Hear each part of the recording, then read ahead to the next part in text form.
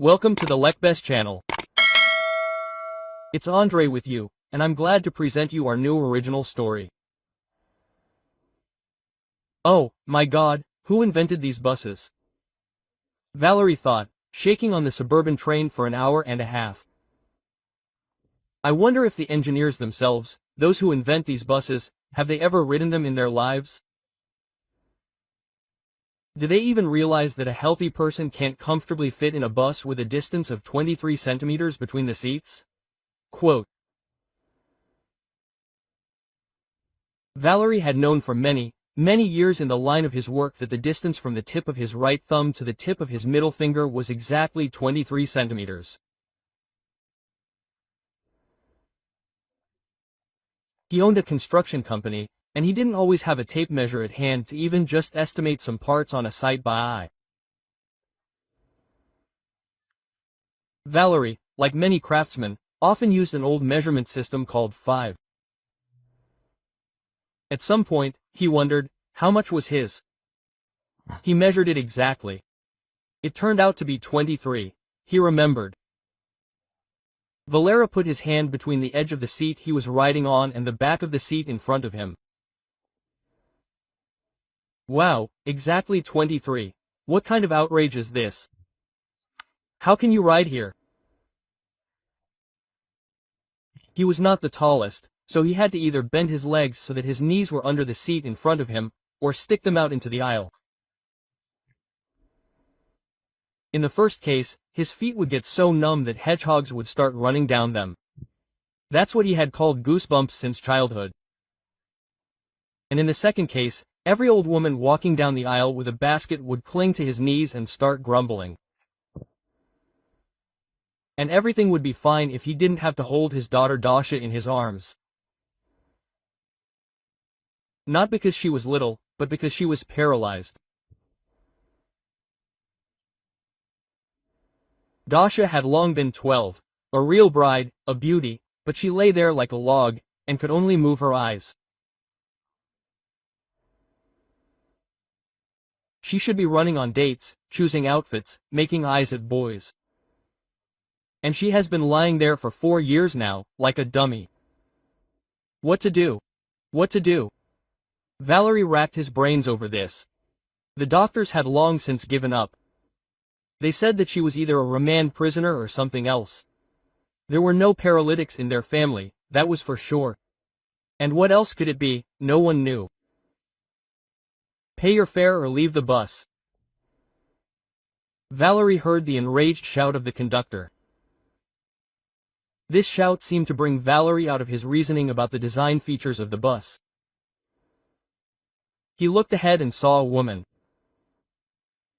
A strange-looking woman, clearly not old, was rummaging through her bag and looking for something. Well, I don't have a wallet, you understand? No, I forgot it in my other bag. Let me pay for 2 tickets next time, she argued with the conductor. Leave the bus, the conductor commanded. Should I leave it while it's moving? The woman also answered, shouting. It was amazing to watch how every time she opened her mouth to answer the conductor, gold crowns on her teeth sparkled from there. Quote. What a sight, thought Valerie. A mouth full of gold, and no money to pay the fare. Quote. You mean I'm going to leave the bus while it's moving? The passenger didn't calm down. Vasya, the conductor shouted in a loud voice. Slow down, he's our fare dodger. The bus slammed on the brakes. Leave the vehicle, the conductor commanded again and, like Lenin from the armored car, stretched out her hand in the indicated direction. I'm not going anywhere, answered the colorful woman. In her right mind. Forest all around. What am I going to do in the forest? And what do I care? The conductor growled angrily. You'll have to look for your wallet. I don't need to look for it in the forest. I know it's at home in another bag. And anyway, I have to go. Don't you understand? They're waiting for me there. My mother is sick. I'm taking her medicine. When this whole circus is over, either go or let her out, the other passengers started shouting. What does it have to do with us? We paid for the ride. Why should we be late? Maybe you can sort her out at the station? Someone suggested a sensible idea. There are police there, if anything happens. And we can call the police here. The conductor chuckled. Civilization. She took out her mobile phone and started poking at the buttons with her finger, trying to see them over her glasses. My God, thought Valerie. This is definitely a circus. A woman, quote. Valerie turned to the conductor. No need for the police, I'll pay for this fortune teller. I hope the ticket doesn't cost 1,000,000 rubles. Oh, look, we've got an altruist here, the conductor started laughing. Well, what business is it of yours? Quote, interrupted the conductor Valerie. Come here, take the money. You see, I have a sick child in my arms. Quote. The conductor fell silent and sold the ticket to Valerie, but gave it to the woman she had argued with. A ticket for the famous fortune teller. The conductor said sarcastically and went to her seat to remain silent until the end of the route. Valerie himself did not understand why he called her a fortune teller. She just looked that way. Her gold teeth alone were worth something. The woman was wearing a strange outfit, as if she was wearing two dresses at once. Valerie knew nothing about fashion, and in his opinion it looked like a fortune teller's outfit from some popular TV series. Suddenly she came up to him and sat down on the seat in front of Valerie. Valerie Petrovich, do you want me to actually tell your fortune? She flashed a gold tooth. And I have some options. I can't run away from you. And if I stop you, you will pester me even more and eventually say nasty things to me. And I will believe it, and in my life will begin a black streak. Although, in my opinion, it can't get any blacker when you have a terminally ill child. Valerie looked at his daughter. There was sadness and tenderness for the child in his gaze. He turned his gaze to the fortune teller. At this time, she was looking out the window, and he was able to get a better look at her. Only from a distance did she seem aged. Probably, the absurd clothes and gold teeth gave her this appearance. In fact, it was clear from her eyes and the condition of her skin that the woman was quite young. Just one of those who does not take care of themselves. There are women who do not care about their appearance, believing that no one needs them anymore. As a rule, these are those who have been offended or disappointed by men. The credo of such women is that all men are goats. And you know, like Lyudmila Prokofievna from the famous film Office Romance, who was played absolutely brilliantly by Elisa Friendlich. Only her heroine did not have gold teeth. Fortune teller noticed that Valerie was openly looking at her and was a little embarrassed. And how did you know my name? Valerie asked. Well, I'm a fortune teller. The woman smiled. Well, tell my fortune, Valerie smiled back. It's all simple here, the woman said and leaned towards the man's kitchen. Then she whispered, Valerie Petrovich, you're just a fool, and here's all the evidence. She handed him the flash drive and got off the bus. This was her stop. Valerie remained sitting there, dumbfounded. He had to get off at the next stop. This is service, he thought. Fortune telling on an electronic medium. It's the 21st century, you can't say anything. But where Valerie and his daughter were going, he couldn't see the data from the flash drive. There was no computer in the village. And to be honest, he didn't have one in the city either. But there were various internet cafes in the city where he could look up the information from the flash drive the fortune teller had given him. But why couldn't Valerie shake the thought that this strange woman he had paid for on the bus seemed familiar to him? She had gotten off one stop before Valerie, which meant she needed to go to Gorlovka, the neighboring village from where he was going. Valerie had spent his entire childhood in Yuraevka until he got married and moved away at the age of 18. Gorlovka and Yuraevka. These two villages were almost inextricably linked. Only a small river and a bridge separated them. By bus, and indeed anyone who came here by car, had to first stop in Gorlovka, and then, making a significant detour to get back on the highway, drive to the large concrete bridge, and only then go to Yuraevka.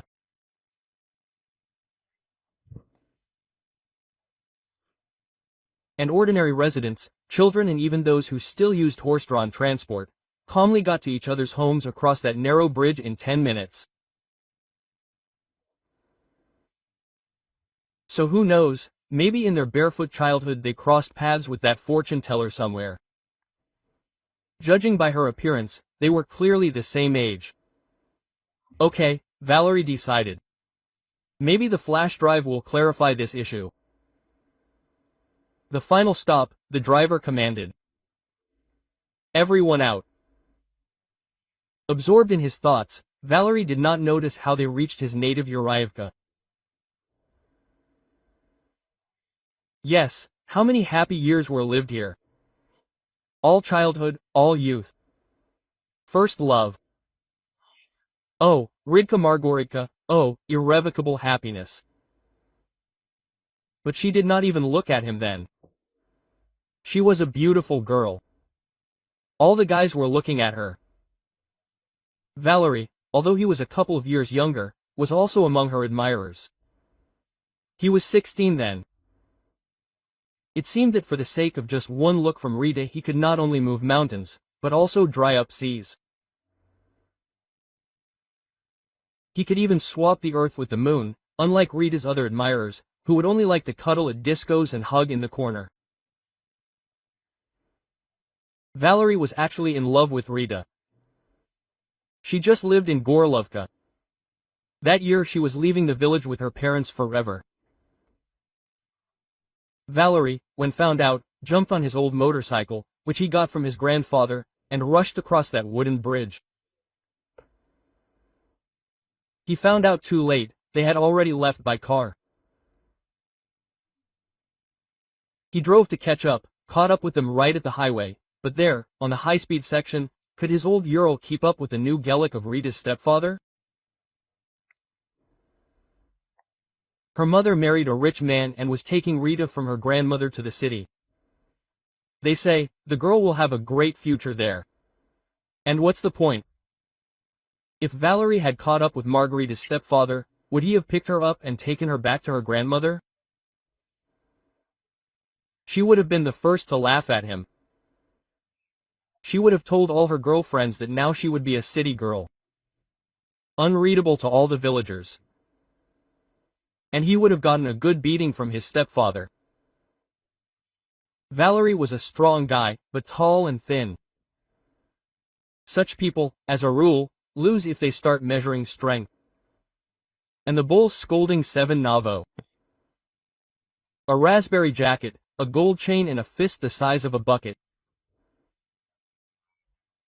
In short, Valerie then stopped himself, watched the Geländewagen drive off into the sunset, and went home. He still doesn't really know what he was counting on when he chased after her. Probably just to let off steam. And a year later, Ritka came. Of course, she didn't come back, just to visit Grandma for a couple of weeks. Valerie, did you hear? Your Ritka has arrived, Grandma told him, literally running into the garden. So what? Valerie asked gloomily. At that time, he was just fixing his grandfather's Ural. It was covered in fuel oil, and that was from that. And did she ask you herself? And what about it? Grandma answered, as if Rita had accomplished a feat, no less. And now, like a dog, I should come running and wag my tail?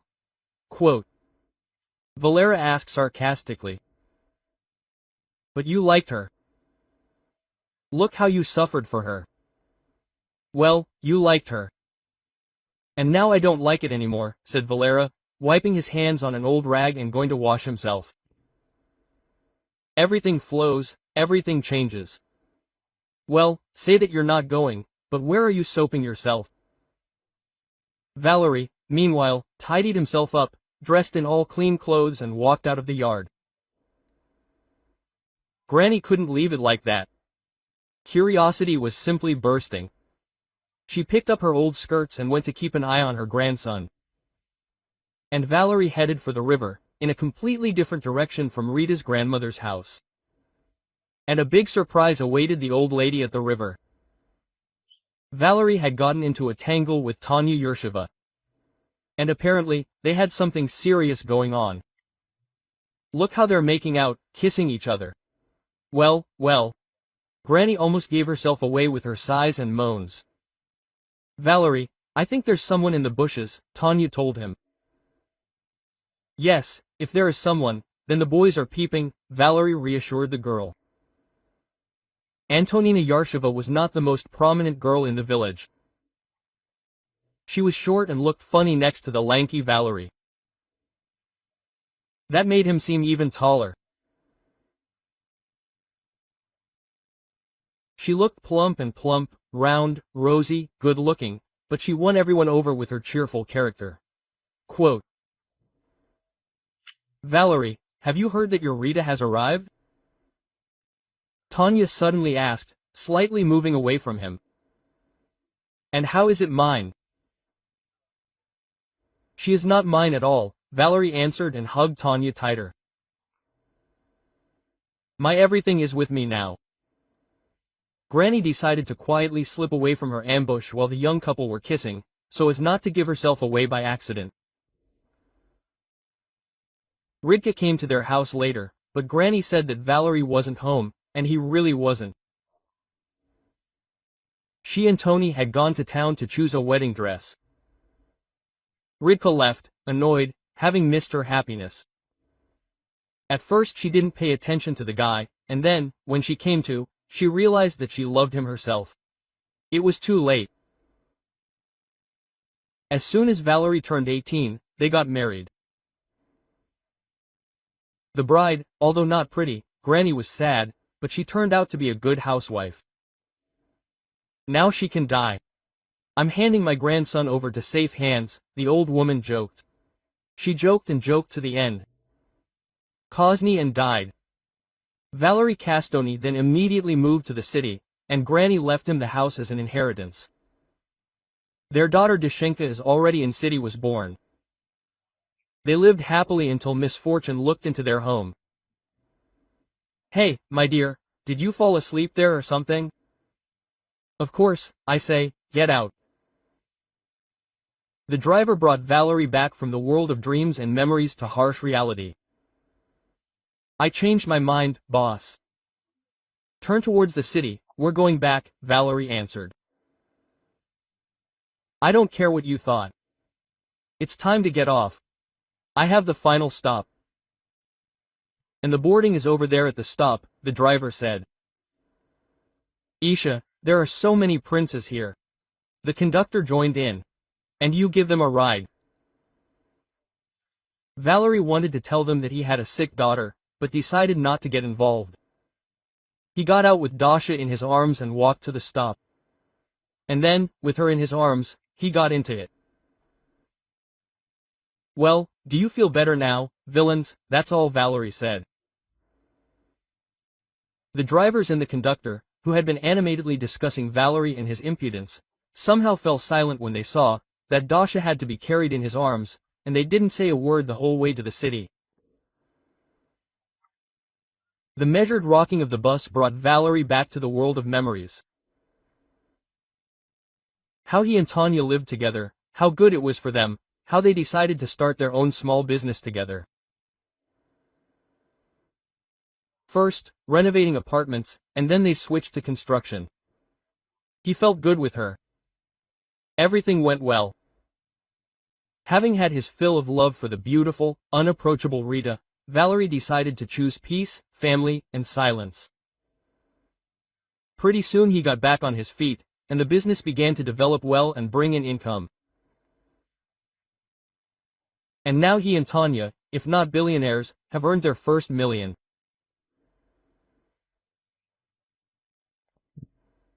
You are probably wondering, why then is our millionaire, rich man and super successful Valerie riding a suburban bus to some remote place, and with a sick daughter in his arms? It's all very simple. Just recently, Dasha was in a private clinic under the supervision of private doctors. And Valerie continued to do business, and he walked only from the threshold of his own house to his personal car with a driver. He himself rarely drove a car lately. The board of directors of his company did not allow Valerie to get behind the wheel for safety reasons, in order to save his life if anything happened. The hired driver was experienced and had been driving for 20 years without a single accident, so this was a kind of guarantee. He had all this just recently. And not so long ago, he lost it all in one piece. Valerie himself did not understand how this happened and why. Who is to blame? And the same eternal question, what to do? Suddenly it turned out that his company was bankrupt, not bringing in any profit. And what's more, just a little more and the enterprises would begin to incur losses. And he did not even suspect anything was happening. A little more and he would have ended up in prison. It all started with the fact that Dasha got sick. All this unknown illness fell upon her. One of the doctors suggested that it was a psychosomatic disease. They say that she was having such a hard time coping with her mother's death. Valerie devoted all his time to taking care of his daughter. Perhaps it was then that he missed something in his work, in his affairs, and even in his personal life. There was only one strange thing. What kind of psychosomatics did Dasha have only now?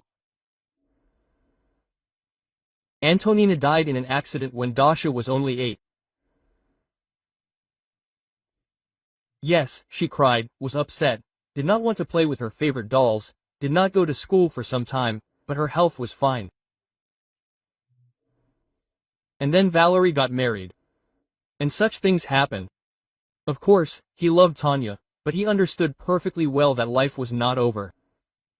And Dasha needed a woman's hand. She would soon become a teenager. And who would she trust with her secrets? Who would ultimately teach her how to behave with boys? Valerie understood that no one would bother mother's child. However, two women can always find a common language. So he thought. Maybe he was in a hurry somewhere. Nevertheless, Angela appeared in their house. To avoid unnecessary gossip, they immediately signed the marriage certificate. They didn't have a wedding at all. Adults understood everything. Who needs all this pomp and circumstance? Angela became Valerie's wife and entered their house. At first, Dasha was capricious, resisted, but that was natural. However, Angela turned out to be no fool. She was quite a powerful woman and always got her way. Moreover, she had her own methods and tricks that Valerie could not understand. But everyone around did everything Angela said. She did not shout, did not get into a fight. She never raised her voice at anyone, but she spoke in such a way that everyone wanted to stand up and fulfill her desire. This is what is called a powerful woman. What can you say? And somehow very quickly they found a common language with Dasha.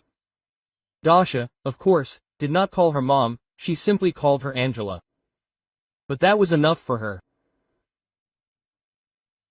She generally preferred to maintain a certain neutrality with the girl, to communicate only on business and when necessary, not to coddle her and talk like an adult. Maybe this is how she won Dasha's favor. At least, life more or less got better. It entered some kind of measured course, and Valerie, as they say, exhaled. And suddenly, like a bolt from the blue, Dasha got sick. This completely knocked him off track. Probably, somewhere here he missed something. Maybe everything would have continued to accumulate and grow, like a snowball, if not for Angela. It was she who pointed out to Valerie all the problems in the company and advised him to sell it before it was too late, before he ended up in prison. And there was no way Valerie could go to prison with a sick daughter. Who would bother with Dasha? When she fell ill, Angela immediately said that she would not have become a nurse even for her own child, if she had one. And here is a strange girl. Yes, it is very sad that she fell so seriously ill. But what does she have to do with it? Valerie completely trusted his wife and signed the sale documents. Dasha was just then getting worse. She had already lost her speech. If before she had somehow communicated, now in addition to the general paralysis she had also lost her speech. The last thing she could do was respiratory failure and death. Valerie sold the company for next to nothing, practically for nothing, and did not even imagine that the real troubles were just beginning. As soon as he became a beggar, his wife left him right away. Angela did not explain anything and was not going to explain. Quote, "I have nothing in common with beggars," she said. "Beggars attract trouble into my life. I do not need trouble. But you yourself persuaded me to sell the company." Valerie was perplexed. "That's right," quote, "and you apparently don't have your own head on your shoulders. You always do what women tell you. Then I'm even more out of the way with you. Apparently, I was wrong about you." Angela left without saying goodbye, in English. And then it suddenly turned out that she somehow managed to get her hands on the house they lived in. It turns out that among other papers for the sale of the company, Valerie, without looking, signed a deed of gift to his wife for the house. That same evening, they called and said that the payment for Daria's upkeep in the clinic was finished, and they had to either pay a new check or take the hopeless child and transfer her to a state institution for such children. In other words, to an almshouse. No way, this will never happen, that my daughter will remain in an almshouse. If she doesn't have much time left, then she will go in my arms. The only thing that Valerie had left at that time was that very house in Urievka where he lived as a child, which his grandmother had bequeathed to him, and he left with Tanya after the funeral and had never been there.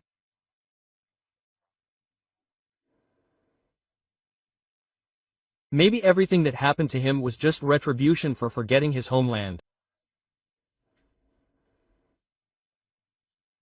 Valerie took Dasha in his arms, got on the bus, since the car now also belonged to his wife, and went to meet his fate. The plan was this: to bring his daughter to his home, to his homeland, to the very wilderness, so that she could live out her days in peace. And when the worst happened, he would simply bury her next to her grandmother. Valerie somehow did not think about what he would do after Dasha was gone. He simply did not see himself in this life in which his daughter was not. And then a strange meeting with a strange woman completely changes his life, making a sharp turn in it. The entire way back to the city, Valerie thought about this meeting with the fortune teller. What was on that flash drive? Why was her face so familiar to him? Literally with the last of her money, Valerie managed to find a hostel where they would let him in with paralyzed daughter. Leaving her for a while, he ran to the nearest internet cafe. With hands shaking with excitement, Valerie shoved the flash drive into the computer slot. First, a video appeared, on which was that same fortune teller. For a split second, Valerie even regretted that he had changed his mind and not gone to the village. He thought that maybe this was some kind of advertising campaign, and now the fortune teller would broadcast some advertisement for courses on improving life. But no, what he heard surprised Valerie very much. "Hello, dear Valerie Petrovich. When we meet, you will probably not recognize me again. But perhaps this is even for the best," the woman said directly to the camera. In the video, she did not look the same as on the bus. She was wearing a business suit, her hair and even makeup. You will not believe it, but she did not have gold teeth either. And it should be noted that without them she looked much nicer and prettier. Then on the flash drive there were summary tables and accounting reports and a great many different data, from which it followed that Valerie Petrovich's company was not at all on the verge of bankruptcy. And he sold a successful company for a pittance. But the question arose, where did the village fortune teller get it from? And Valerie Petrovich still perceived his new acquaintance as a fortune teller. All the data on his company. The flash drive did not give an answer to his questions. It only gave rise to a series of new ones, and it was necessary to look for answers to them. Well, or abandon everything and return to his original plan to go to the village with his daughter and live out the time allotted to her together. The choice was Valerie's. But he could not drag Dasha along with him. She was not a chatterbox doll. He had to put her in an ordinary free hospital, really hoping that it would not be for long and that there would be at least some kind of supervision for her there. Now it was necessary to find this most advanced fortune teller. Valerie knew that she went to Gorlovka, and he knew the last village like the back of his hand since childhood. It was not difficult to ask the locals where the fortune teller lived. But there was no fortune teller in Gorlovka. And no one had heard of her. Valerie was about to despair, but decided to go another way. He began to ask people how to find a woman with gold teeth. And this was the right decision. Well, who did not know Margarita, who came from the city to look after her mother? Margarito. Something from early youth surfaced in Valerie's memory. And so distant, so forgotten. Margarita, Rita, Ritka. Oh well, he drove these thoughts away. That Margarita, for whom he pined at the age of 16, moved to the city with her parents. And before that, she lived in his village, and not in Gorlovka. Yes, there are many similar names in the world.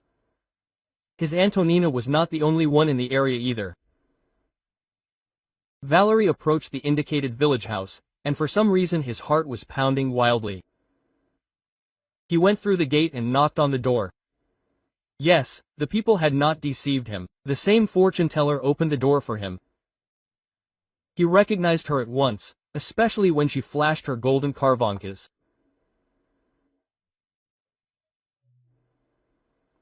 I think we need to talk. And you still don't recognize me for the umpteenth time, the woman said. I'm really embarrassed, but I don't understand what you're talking about, Valerie said, although now he seemed to be beginning to guess. You're something, Valerie. You were in love with me when you were 16. I forgot how you literally flew after me, right behind your stepfather's car, all the way to the highway, Margarita said, laughing. That can't be, Valerie said, almost sarcastically. And you haven't changed much. Yeah. Stop lying, you haven't changed, especially this, quote. She flashed her gold teeth again. A gift from my stepfather. What do you mean, a gift? Quote. Valerie asked. In a literal sense. First, he knocked out all my teeth with his fists, and then took me to a dentist he knew to have gold ones put in. Quote. And then he made fun of me with his friends, making me smile. Oh well, what happened, happened. I'm afraid to even guess why he knocked your teeth out. Yeah, that's exactly why. You guessed correctly. And what about your mother? And what about your mother? At first she didn't believe me. By the way, that happens often. And then she was afraid to even squeak. But still, one day she couldn't dodge his fist. Then she was in the hospital with a stroke. And that he got away with all this? Valerie wondered. This and much more. And then God punished him. Rita looked at the sky. He got rid of the bastard. They shot him during some kind of showdown. We really went downhill after that. Mother thought she had won the jackpot when she married him, but it turned out that she was left with nothing. We wanted to buy our house back with her, but it didn't work out that way. No one was going to sell it. Here in Gorlovka, we managed to buy a little house with our last money. After all, it's almost home. Then I went to study to be an accountant. True, I took out a loan for a one-room apartment and paid it all off myself. And Mother never recovered from that stroke. She gets worse and worse every year. So I come to look after her 3 times a week. I'm thinking about moving away for good. After I was left without work, it became somehow expensive to travel. Why did you say that I did not recognize you again? Valerie asked. Because I worked as an accountant in your company, though only for the last 3 years. You passed me by several times and did not even pay attention. Quote. I understand, life has worn me down. I do not look like I did in my youth. No, you look fine, Valerie began to say, but Rita interrupted him. Calm down. I do not need your compliments. I know perfectly well how I look. She laughed, flashing her teeth.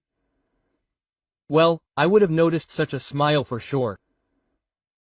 But who in their right mind would go to work with such a mouth? She went into another room and soon returned. And like this. She smiled, and she had completely normal white teeth. Have you heard anything about veneers? That's what I save myself with. And so it will be filmed. How else? Of course. Valerie hesitated a little. What kind of personal life do I have? A husband, children. What personal life? Rita waved her hand. Who needs me with this? She took her saving Venus out of her mouth and acquired a golden smile again. I was very young then, and there was no money to remake it with normal money. All the money went to apartments. I thought that was more important. Rita rubbed her eyes, as if Serinka had gotten into them. And after what my father did, I can't have children. Rita pursed her lips and sat up. An awkward pause hung in the room. A groan was heard behind the wall. Here it is, my whole personal life. Mom, said Rita and hurried out to her. Well, Valerie thought to himself. It seems like he is even to blame for the fact that Rita's life did not work out at all. He should have gone to her then, when she came to her grandmother. Maybe she would have asked him for help. But he was proud. He chose Tanya. Even if she wasn't exactly a beauty at the time, she was reliable, her own. Look how she battered Ridka. And she was the most beautiful in the village. What a terrible thing. Life. After all, if you think about it, his life didn't work out either. His first wife died, the second one left, and he was left alone with a sick child in his arms. And in poverty. Or not in poverty. Judging by the data from that flash drive, he sold a quite profitable company. But here the question arises, why did Angela convince him otherwise? Rita returned from her mother, and Valerie asked her how she managed to get this data. And you still don't understand, Margarita was surprised. Well, yes, you were busy with the child. You sold your company to your wife's lover. Now she's the one in charge there. Your damn wife made only one mistake. She fired me when I started asking questions. So I copied all the data onto a flash drive. Life taught me to take precautions and take care of myself. And then, when I saw you on the bus with a child in your arms, I immediately understood everything. So I gave you this flash drive under the guise of a fortune teller. It was great how you christened me with it then. I didn't think it was similar. By the way, what happened to your daughter? Valerie briefly told me how Tanya died, how he married Angela, and how Dasha got sick. Doesn't all this seem strange to you? Rita asked. I don't know what and how it seems to me now, Valerie said sadly. Forgive me, Rita. I'll go. And where are you going, daughter? Where now? In the hospital. So, let's start with your daughter. Take her from this hospital, transport her to my apartment. I have a friend who treats with herbs. She'll come and see.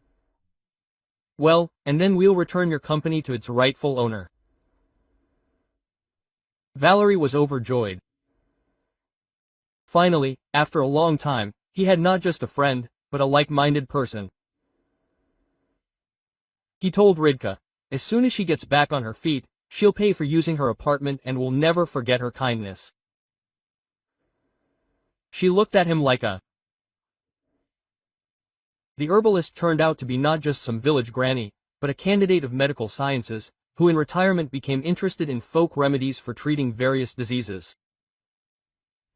She had been helping Rita's mother for many years.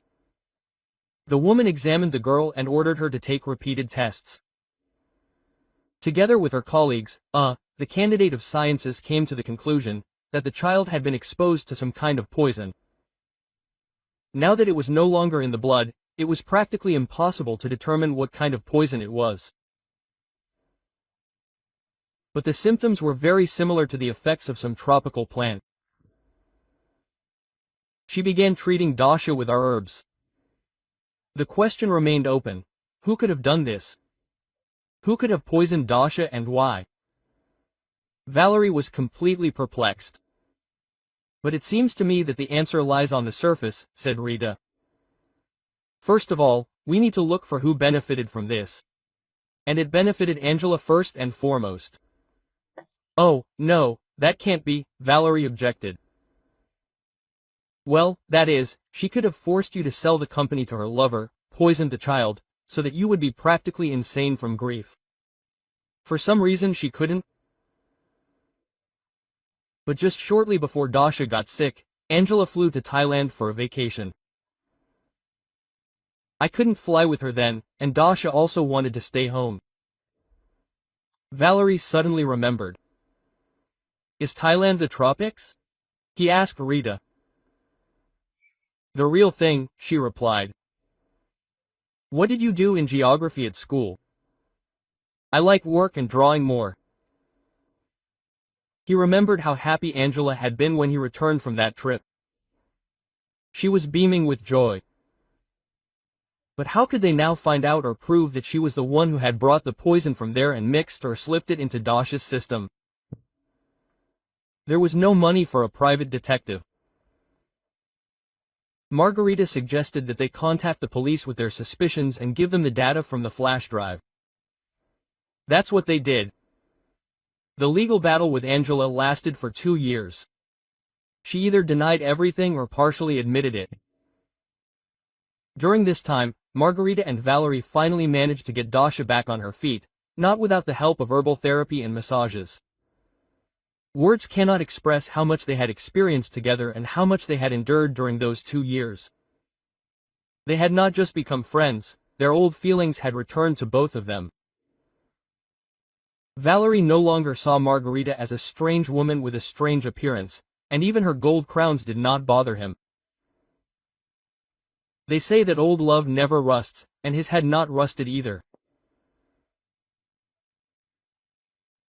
Looking at Rita, he saw the same young beauty with gorgeous hair and a snow-white smile, as she remained in his memory.